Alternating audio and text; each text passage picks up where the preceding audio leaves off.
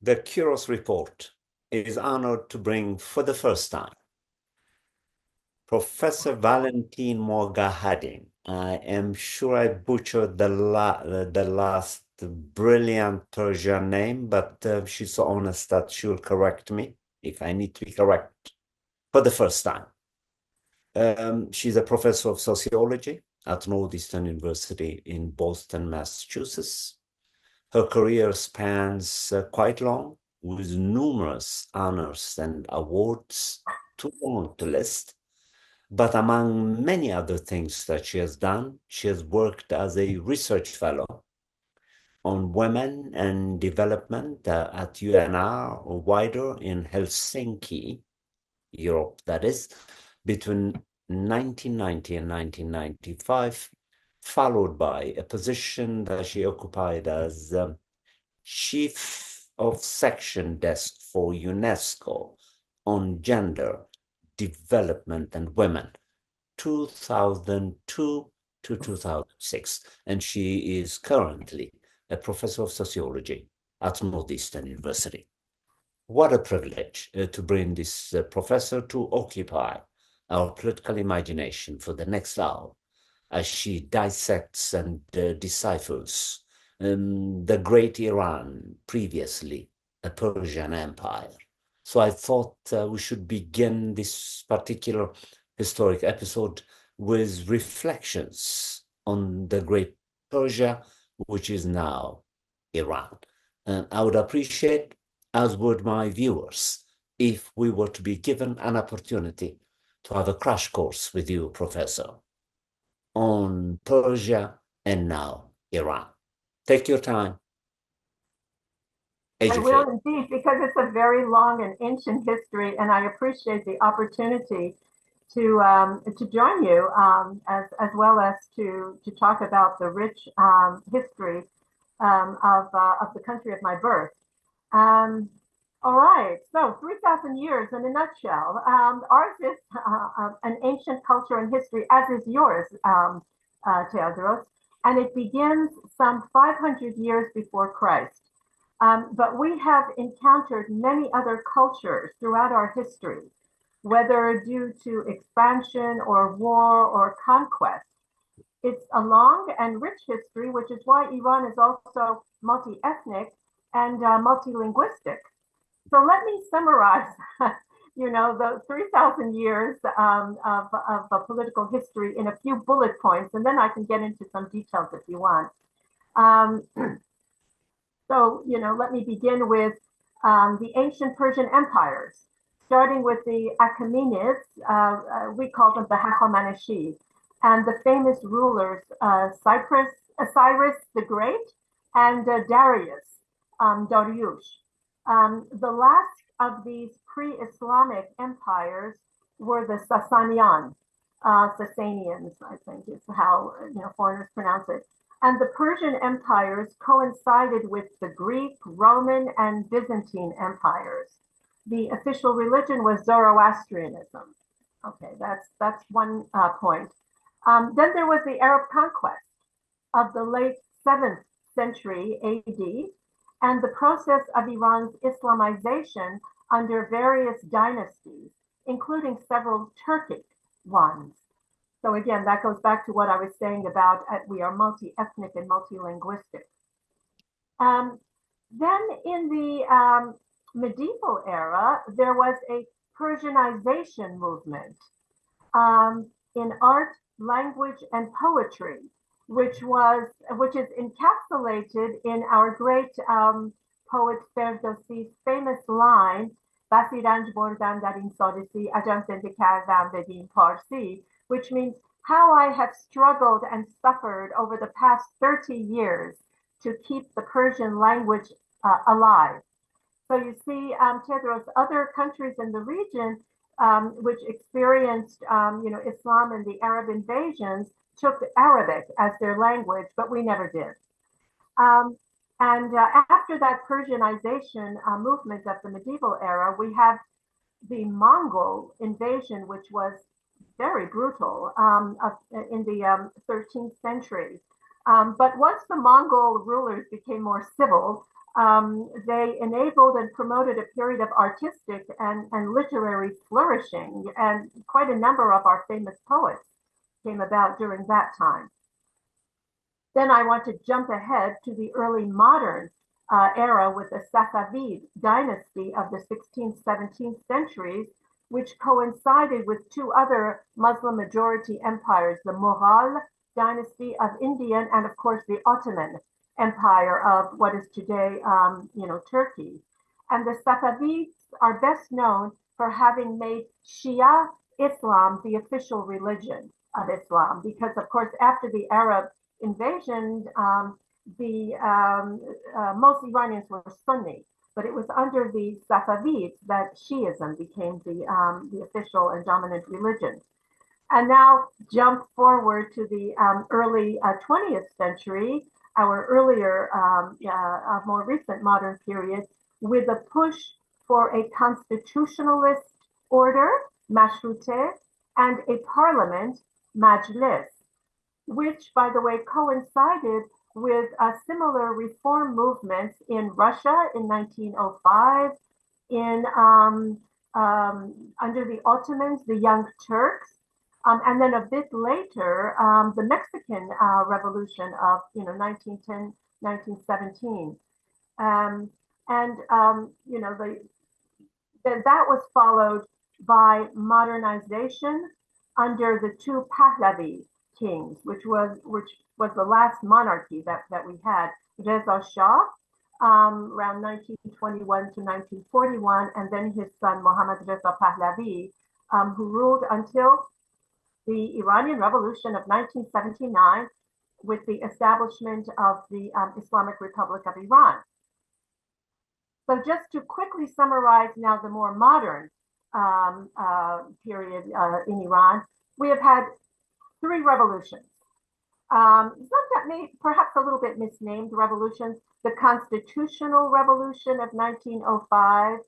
We had the so-called White Revolution of the Shah and the People, 1963. That was actually a series of reforms under Mohammad Reza Pahlavi, the last monarch. And then we had the Iranian Revolution and the establishment of the Islamic Republic, which was a genuinely transformative social revolution.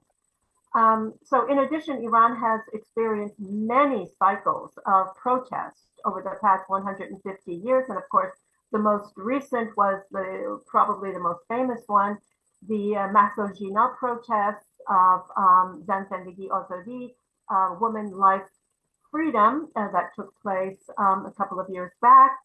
And Iran also has had vexed relations with external powers, such as back in the day, Imperial Russia, Imperial Britain, and imperialist USA. But Iran has endured and has retained a very strong national identity. Yeah. So that's in a nutshell. I mean, if you like, I can go back to the ancient era and talk a little bit about the Hachamaneshi until the Sasanian, and then a little bit also about our rich cultural history, cultural heritage. Would you like me to do that? Yes, please. Particularly Isfahan, one of the major Iranian cities. The beautiful Isfahan. Yes. Isfahan is the Jahan. Yeah, right. If you want me to say a little bit more about, the ancient empire, I can certainly do that. And that, of course, begins with Cyrus the Great, Kiros, who defeated the nearby kingdoms. Most famously, he defeated Babylonia.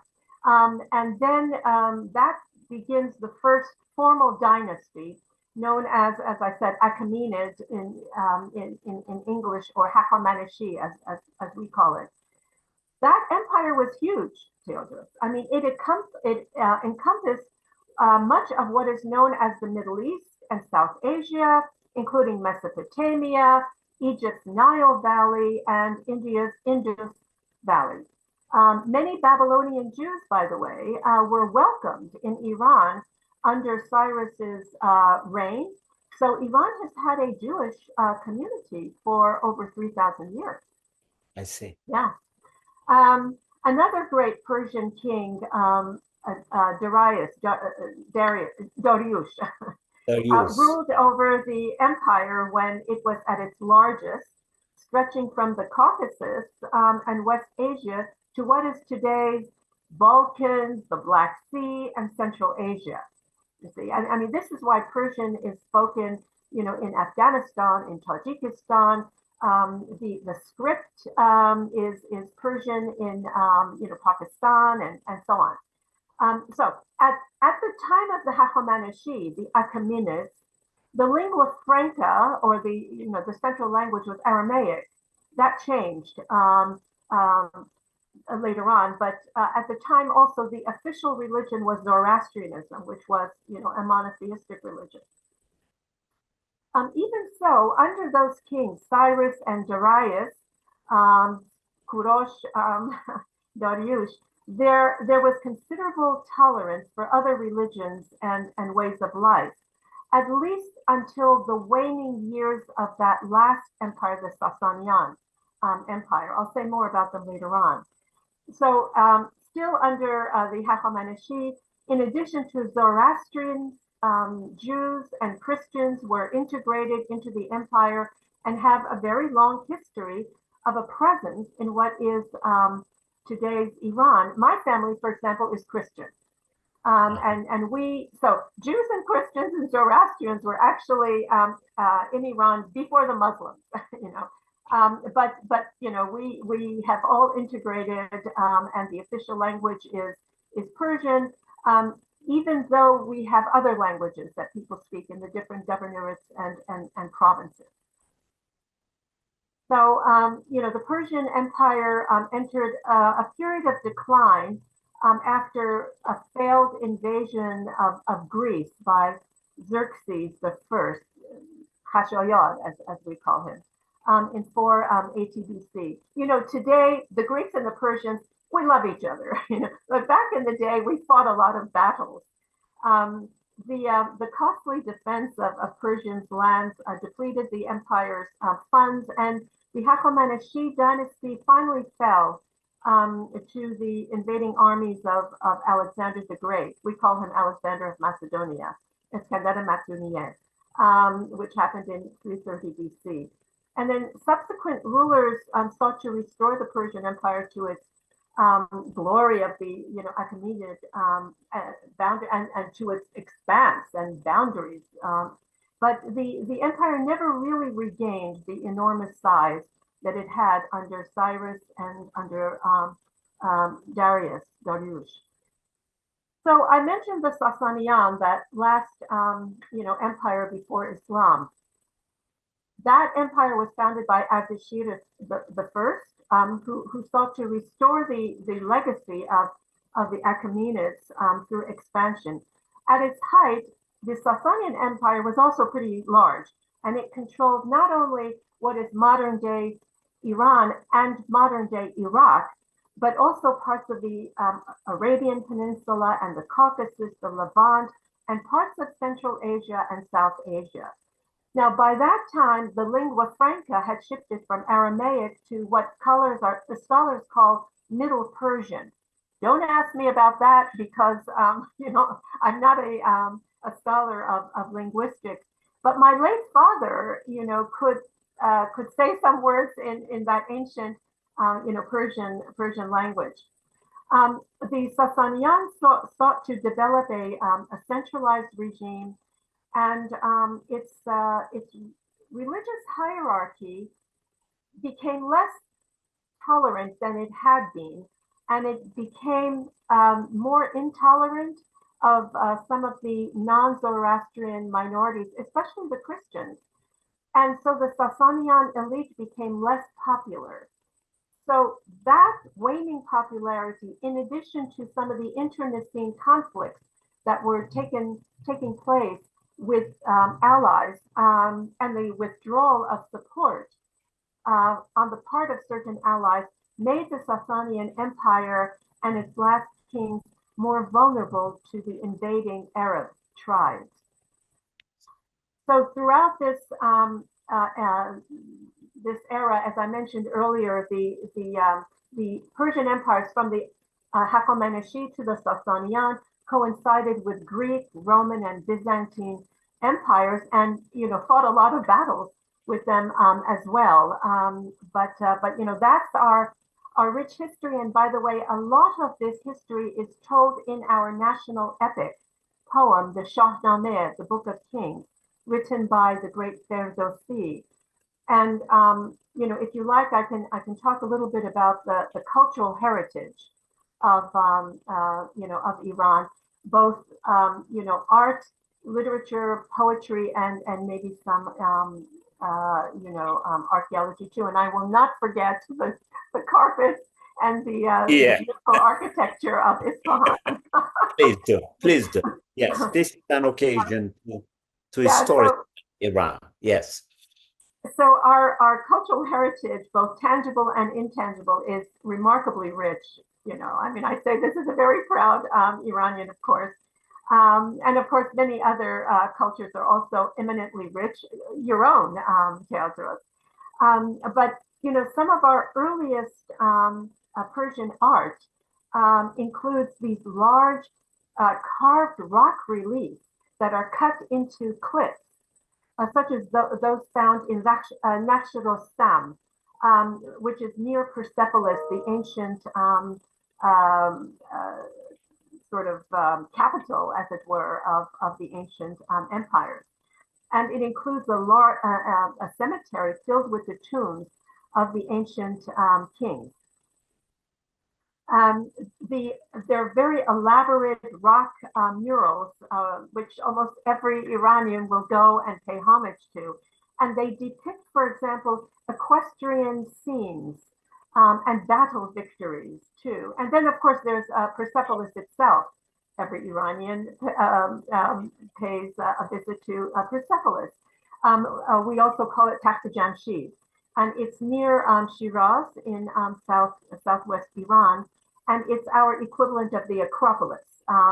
Persepolis is also a UNESCO World Heritage Site. So, when many people think of Iran, they think of Persian carpets. Yes. We have carpets from all over Iran, your Yeah. favorite city, and also mine, Isfahan. but Yes. also, but also very famous carpets are from Kerman, and they're probably the most, and also Qom. And we have beautiful carpets from throughout the country, actually. Although perhaps Isfahan and Kerman are the most famous. I have several here, by the way. So but Persian carpets go back to ancient times, and it is said that the ancient Greeks prized the artistry of those hand-woven rugs when they encountered them during, the many battles that were fought. But in addition to the carpets, Teodros, we also have famous metalwork. And that was very, very advanced in both ancient Persia and afterwards. And you can see these marvelous metal, bronze, silver trays and bowls and pitchers, flasks with their engravings. They're very fine engravings at any number of the world's museums, including here in Boston's Museum of Fine Arts. Yes. There's a small exhibit at the Museum of Fine Arts, larger ones, at other museums. And I mean, I go there once a week and I just stare into them. They're really quite beautiful. And then there are our beautiful miniature, as we call them. A lot of our, by the way, a lot of our non-Persian words are French, like miniature. So these are figures and inscriptions painted on ivory, often depicting scenes from the Shahnameh, the book of Kings, as I said, Iran's national epic, and they tend to be placed in gorgeous in a gorgeous frame. They're very typical, very distinctive as Iranian art, and I have them all over my flat on walls and tables. Unfortunately, not behind me. I should have brought one. Those are actually what you can see behind me are the framed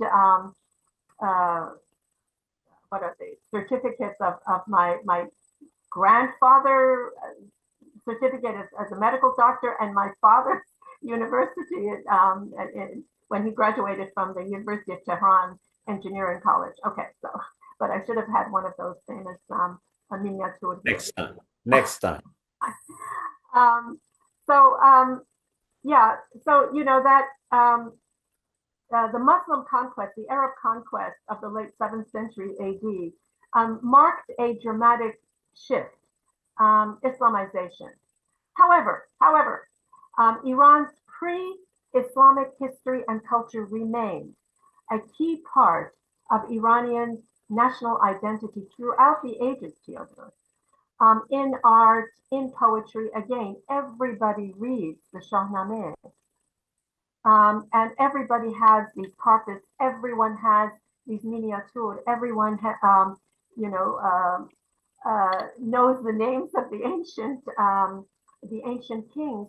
And, you know, a lot of Iranian families will also name their children after the ancient kings and queens. Of course, many Iranians are pious Muslims, and they name their children, after Muhammad, Ali, Hassan, Hussein, many of the Islamic names. But also, many families will give their children pre-Islamic names. So that pre-Islamic heritage of ours remains and can be seen in art, in poetry, in people's names, and in certain holidays and celebrations, especially Eid al-Nowruz, which is our New Year's, which falls on the first day of spring. Also, I should say that although, the months of the year also reflect the pre-Islamic history and culture. Etc. Those are pre-Islamic words and names. So, you know, you can see that, a great deal of our ancient history and culture has remained a part of our own daily practices and our national identity. I mentioned the Shahnameh, and this was part of that Persianization period that I mentioned earlier too, which occurred in the 11th century. And that occurred during those Turkic dynasties, in fact. But that was a period when Persian was revived and has remained, our principal language. And it became the language of our other famous poets. So obviously, Ferdowsi, but also Rudaki, who lived around the same time or a little bit before him, I believe. But also our famous Omar Khayyam, Rumi, Sa'di, Hafez, and these are our poets, and there are others too that span the 11th to the 15th centuries AD. We still read them. I mean, I still have my father's books of poetry. I mean, he was an engineer, and yet he was constantly reading Persian poetry to himself and out loud to us. And he had all these, small books of poetry, and I still have them. I've retained them. So there you go. What should I say? After, I mentioned the Mongol invasion and conquest of the 13th century and into the 14th. It was quite brutal. I mean, they destroyed a lot of. They also destroyed Baghdad. It was very bloody and very brutal. I mean, what would you expect of Genghis Khan? But the invading hordes eventually integrated themselves into Iranian society. They embraced Islam and the Persian language, and they actually promoted art. So, some of these poets that I mentioned, they were during that period. So that, I suppose we have them to thank for the retention of the Persian language. Okay. I just Well, want to say something about the religion, Teodros, yes. because it explains something about the restive nature of some of our provinces in Iran.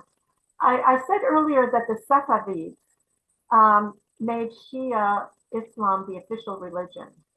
Um, so most Iranian Muslims are Shia, um, but there remain Sunni Muslims in Iran, in Kurdistan, in Sistan, Baluchistan, in the east, and in Khuzestan, in the south. And they constitute a minority religious community, and they do consider themselves to be somewhat oppressed and discriminated against. Um, and Mm. I sometimes find it, interesting and ironic that they feel more oppressed than, for example, I don't know, Iranian Christians or Zoroastrians.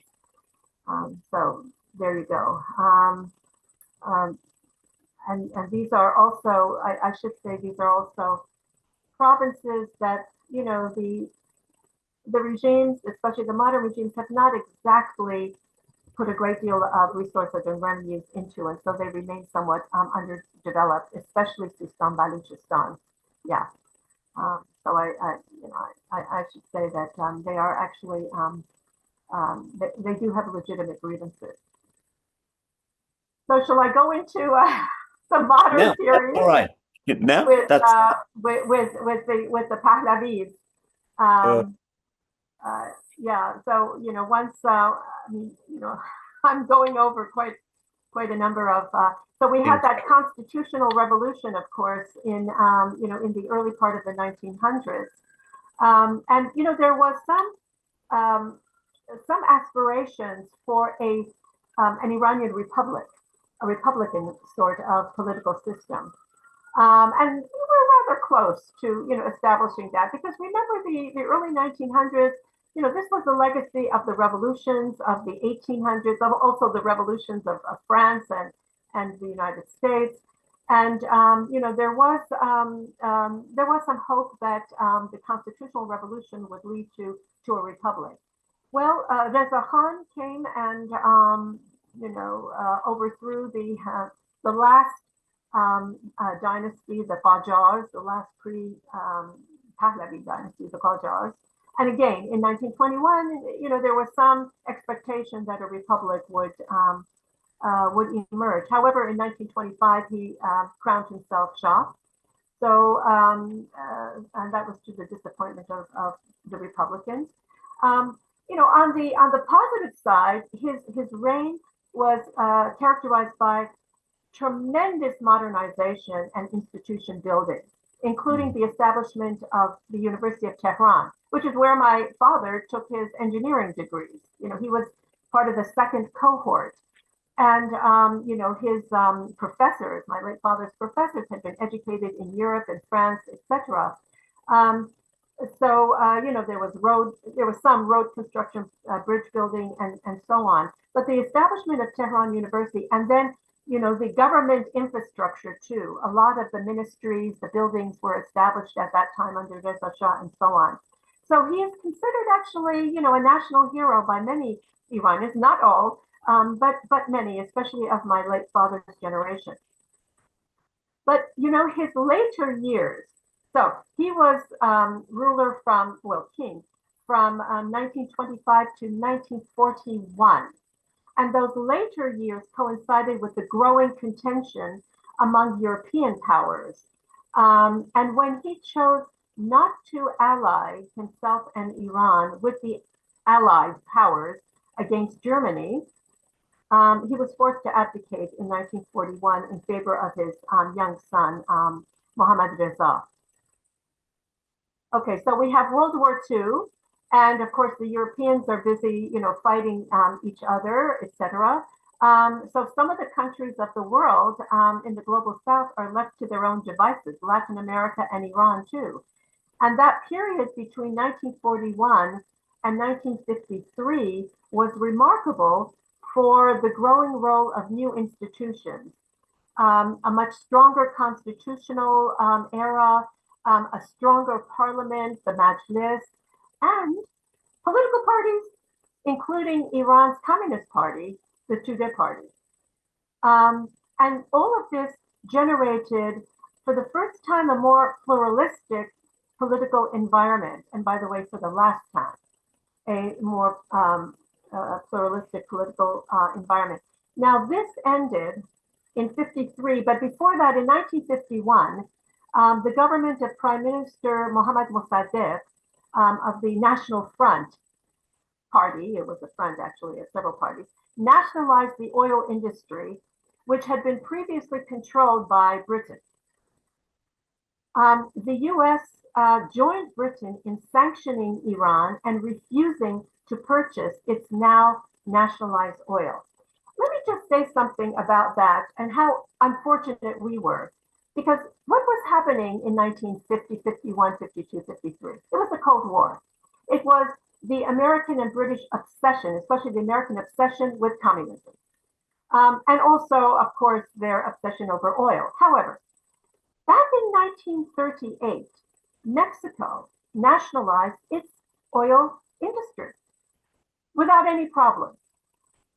It was able to do so because there was this global political opportunity structure of all the Europeans and the US being preoccupied with the coming of World War II. And so the Mexicans were lucky enough not only to be able to nationalize their oil without being sanctioned, but to then sell oil to the United States for the war effort. We were totally unfortunate in that respect because our nationalization coincided with the Cold War and the obsession both with anti-communism and with Britain expecting all of that oil for its reconstruction. Anyway, long story short, the 1953 coup d'etat was orchestrated by the CIA under Eisenhower and MI6 under Winston Churchill. It was a national calamity, and it is seared in our collective memory. And we will never forget the guilty parties. We'll never forget them. Anyway, what happened was more modernization under the Shah, under Mohammed. Now, my late father was a product of the modernization period of Reza Pahlavi. I am a product of the modernization of his son, Mohammad Reza Pahlavi. But those were under conditions of monarchical autocracy. And the Shah once, rather arrogantly said to a European interviewer, "When my people become democratic, I will rule democratically," or words to that effect. In any event, his rule became increasingly unpopular, especially in the face of a growing educated population, also people still with grievances about what had happened earlier in 1953 and so on. But there was also a sizable population of very pious Muslims who fell under the spell of the then exiled Ayatollah Khomeini and his partners. After a year of massive protests, the Shah left Iran in January 1979, and Khomeini returned in February. And what followed was a very brief democratic period with a coalition government. But that fell apart very quickly, especially after the first wave of executions, which took place in August of that year. So chaos and repression and hardships ensued with, hijab, the head covering for women and complete covering, that became compulsory. The taking of hostages from the US Embassy, Iraq's invasion of Iran in 1980, and the start of a dreadful 10-year war, numerous arrests in the early 1980s, and then that terrible summer of 1988 when some 3,000 political prisoners were secretly executed. And many communists and other leftists, lost their lives, and others went underground or they fled. And I went to Kabul, Afghanistan, on a research trip in early 1989, and I met some of those Iranian communists who had fled, and they had been given refuge by the comrades in who were then, in power in Afghanistan, which was really very solidaristic, of them. But that ended in 1994. That's a different story. So, mercifully, Khomeini died soon after the killings and the end of the war with Iraq. And then there was a period of relaxation in the 1990s under President Rafsanjani, as well as some, political economic reconstruction. So what ensued, at that time in the 1990s, Iranians who were in exile were beginning to travel back to Iran. He allowed that to happen. And I went back, for a visit. This was also a flourishing of films and literature and the press, an incipient civil society, Teodros, started to emerge. And it grew, especially under the reformist president, Mohammad Khatami, who had two terms, 1997 to 2005. And then women began, to thrive with a feminist press and cinema, literary works, and so on and so forth. And they were also able to benefit from educational attainment, from a very effective family planning program, which then really affected the population size, and fertility, went down. So there was a lot of also synergies between activists in civil society and activists and progressives in the parliament. So, that was an era where there were possibilities for a rapprochement with the US. But the Bush government slammed the door on that. After 9/11, okay, 2001. So what was 9/11 about? 19 terrorists from Arab countries, 15 of them from Saudi Arabia, not a single Iranian. They, attacked buildings in the United States and so on. In Iran, everybody was so sympathetic. The government of Khatami was very sympathetic. President Khatami actually offered to help locate those Al Qaeda terrorists who were in next door in Afghanistan. Now, what does Bush do? How does he respond? He calls Iran part of the axis of evil. That also includes Iraq and North Korea, for good measure. This slap in the face, Teodros, strengthened the position of the hardliners in Iran's state. So that was the end of the reformist period, the flourishing of civil society, etc. So in the 2005 presidential and parliamentary elections, the hardliners won, and they clamped down on civil society. And there was one of the biggest protests since 1979 took place in 2009, the Green Protest. Many Iranians were very upset with Mahmoud Ahmadinejad's clamping down of civil society, and they felt that his second election was rigged. So he enriches uranium, and then, of course, the U.S. starts with the sanctions.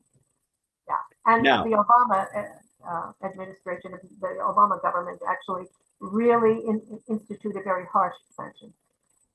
Excellent. Now, what I would like to do is we have about 15 minutes left. And I would like to devote, it was remarkable. First of all, let me congratulate you for being an extraordinary teacher, and how lucky Northeastern University is to have a professor of your caliber, a precise visionary. Now, your career path marked books a particular interest that you have in the plight of women. I notice that both as a research officer, but also the chief of the desk chief at the UNESCO, your career highlights the interconnections between gender development and women's plights. Why so? Well, in part because I'm a woman, in part because I encountered feminist scholarship back in the 1980s. And, at the time, of course, my disciplinary approach in sociology and the theoretical tools that I would deploy were, Marxist and world systems analysis, etc. But when I encountered feminism, I realized that there was a gender component to much of what had gone on in history and in political history, and also what was going on around the world, and especially in Iran.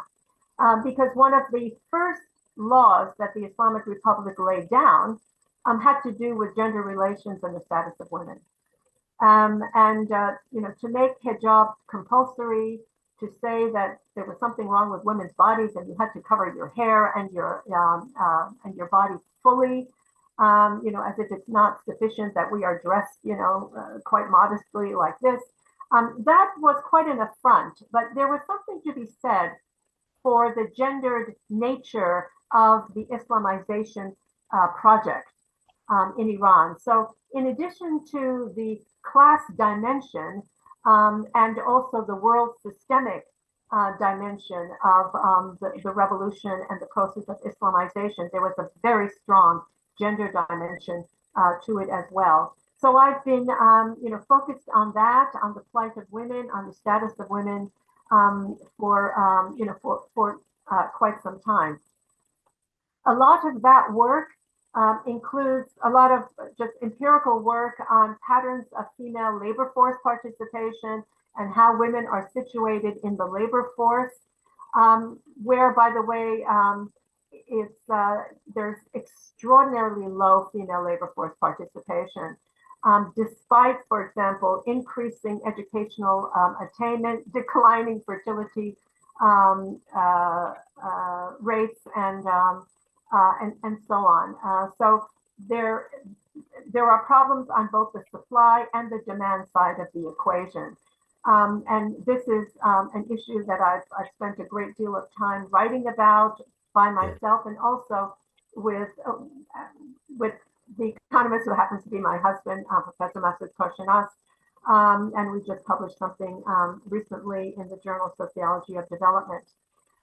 So there's the economic participation side of things that I have focused on, and why it is that Iranian women are such a small proportion of the total labor force.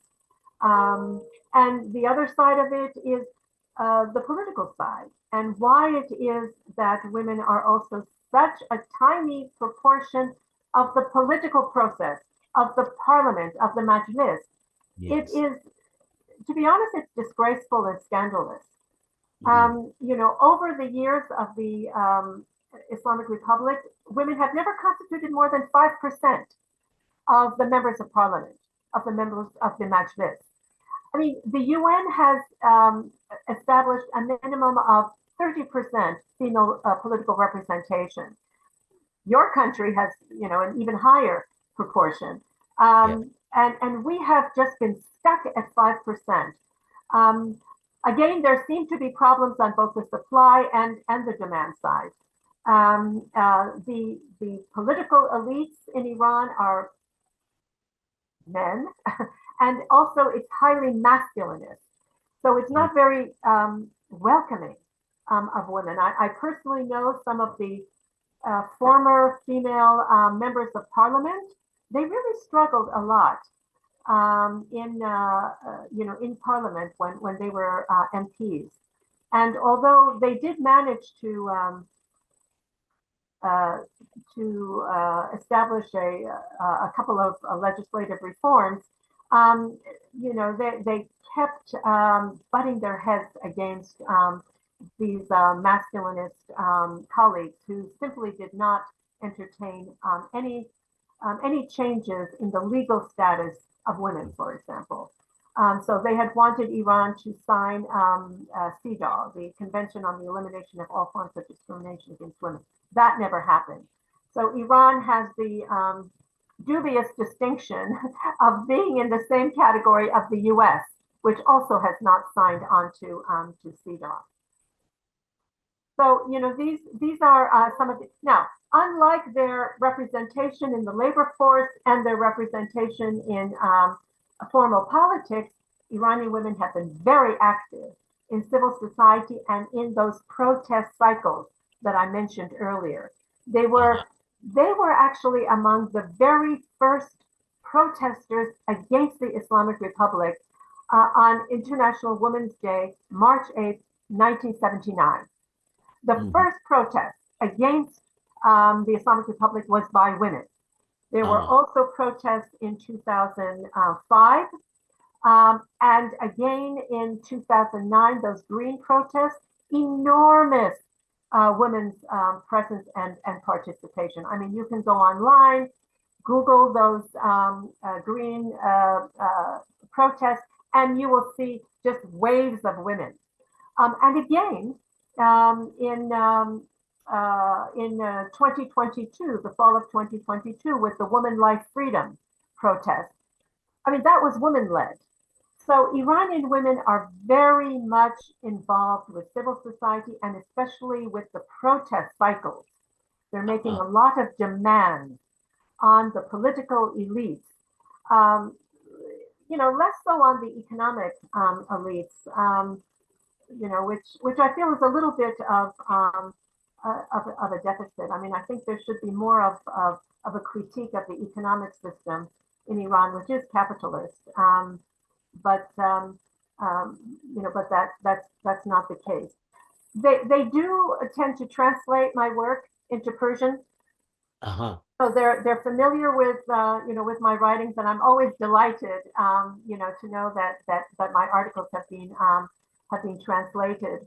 So a lot of people know me in Iran, and I get emails and so on, and I'm just honored to do so. I mean, it's really very rewarding when you think that your work is actually having some kind of good reception. But I have to say that some people are not very very receptive to my work because I've also been extremely critical of the U.S. sanctions and U.S. foreign policy. And there are people who feel that my position aligns with that of the Islamic Republic. And, for that reason, they might be, critical of the amount of time I spend criticizing the sanctions and criticizing U.S. foreign policy. Of course, so many of my writings since the 1980s have also criticized the repressive nature of the Islamic Republic and of its gender regime. But I also expend a great deal of my research showing the gendered impacts, the adverse gendered impacts of those sanctions, and which quite a number of Iranian scholars and feminists recognize in Iran, but a lot of people think that that's less important than, for example, just constantly attacking the Islamic regime. So my work does get translated, and I'm always honored to know that, and it's always a pleasure to support Iranian scholars, which I try to do. I mean, I have published papers with two Iranian Kurdish sociologists. I published one in Third World Quarterly with a young woman and with her professor, and I have another one that will soon be published in the journal International Sociology. It's co-written with the same Kurdish-Iranian sociologist, Professor Qadir Sadeh, who's at the University of Sanandaj. And, there are young people, young scholars in Iran that I have tried to support by, encouraging them to come to my university and that sort of thing. Of course, this is not surprising because after all, you have published the 5 books on Iran, you have edited 9, you have co-authored another book, you have written hundreds of articles, you continue to exemplify your concern and interest with women as human beings within the context of Iran's role in international global economy, which I was going to devote a question to, but now that we are running out of time, and I know how busy you are, but I intend to bring you back a few months from now, and I would like us to do an episode on Iran's role in global political economy. This has been your host, Teodros Kiros, for the Kiros Report, with a great professor of sociology at Northeastern University. Thank you for visiting with us. Thank you so much, Teodros. Goodbye to everyone.